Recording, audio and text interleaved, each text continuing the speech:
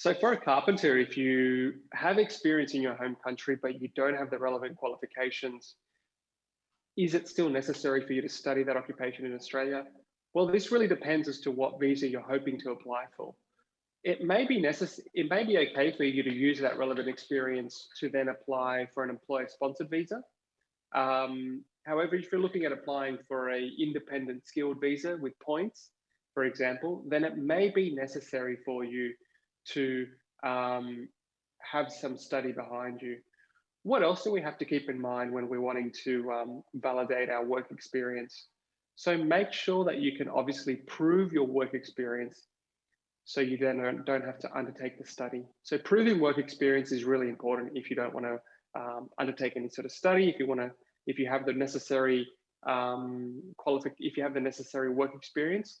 Sometimes it's fine for you to then go straight from work experience into a job here in Australia, making sure that you obviously can prove your work experience back home. So it really depends as to what visa you're going for, but what's the benefit of studying in Australia? Well, if you do study in Australia as a carpenter, you give yourself a better chance of obviously getting some sort of permanent visa. So we're talking about studying for 2 years, getting a graduate visa, getting 18 months to work for, freely for anyone you want to, anywhere in Australia, and then giving yourself the better chance of finding an employer to sponsor you or applying independently with points for an independent skilled visa.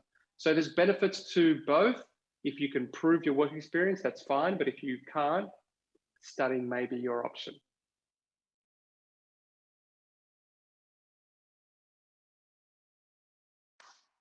As a carpenter, if you have work experience in your home country, you can use this to count as work experience for a full skills assessment. That's definitely okay.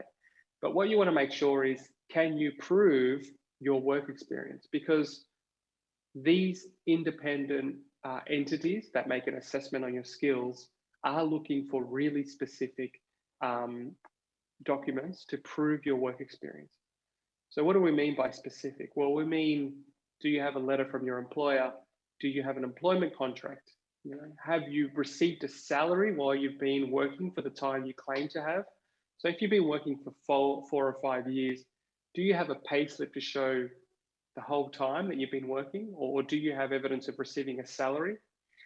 Some students come to me and they tell me they've got work experience for so many years, and they do, but unfortunately they didn't receive any pay or a formal sort of pay while they were working as a carpenter. And unfortunately, that work experience cannot be counted if you're going for a full skills assessment.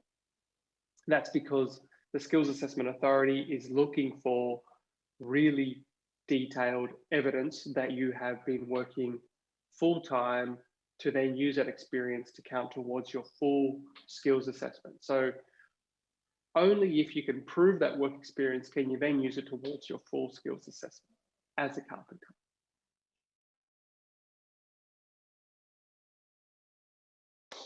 If you're looking at getting your skills assessed as a carpenter in Australia, there are a few skills assessment bodies which make an assessment. The first one to start with is with TRA, or Trades Recognition Australia. What they're going to look for is, there's different pathways depending on what visa you're going for. TRA can tell us which is the right skills assessment for us to go for. So for example, if you're wanting to get a skills assessment for an independent skilled visa, that's great, you can use that. But you need to make sure you know which skills assessment is the right one as an independent skilled visa applicant. If you're going to be sponsored for a temporary visa, there's a skills assessment for that. If you're going to be sponsored for a permanent visa, there's a skills assessment for that as well.